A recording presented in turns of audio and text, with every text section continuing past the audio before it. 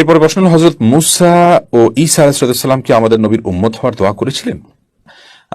কোরআন বা হাদিসের বিশুদ্ধ বর্ণনা থেকে এরকমটি প্রমাণিত হয় না যে ঈসা আলাইহিস সালাম আমাদের নবীর উম্মত হওয়ার জন্য আল্লাহর কাছে আলাদা দরখাস্ত করেছেন, মূসা আলাইহিস সালাম দরখাস্ত করেছেন। তবে হ্যাঁ, এটি সঠিক, এটি বিশুদ্ধ হাদিস দ্বারা প্রমাণিত যে কিয়ামতের আগে আল্লাহ নবী ঈসা আলাইহিস সালাম দুনিয়াতে আগমন করবেন, তার ইমামতিতে সবাই সালাত আদায় করবেন, তিনি নেতৃত্ব দিবেন দুনিয়াতে, এবং তার পেছনে ইমাম মাহদী সালাত আদায় করবেন, দাজ্জালকে তিনি হত্যা করবেন।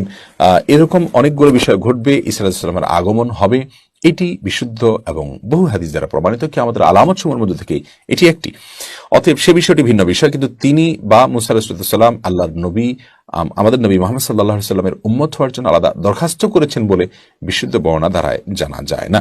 এ ব্যাপারে এর আগে আমাদের কাছে বোধহয় প্রশ্ন করা হয়েছিল, যদি কোনো অস্পষ্টতা থাকে আশা করছি এটি তার পরিপূরক বা স্পষ্টতা তৈরি করতে বা স্পষ্ট হতে সহায়তা করবে।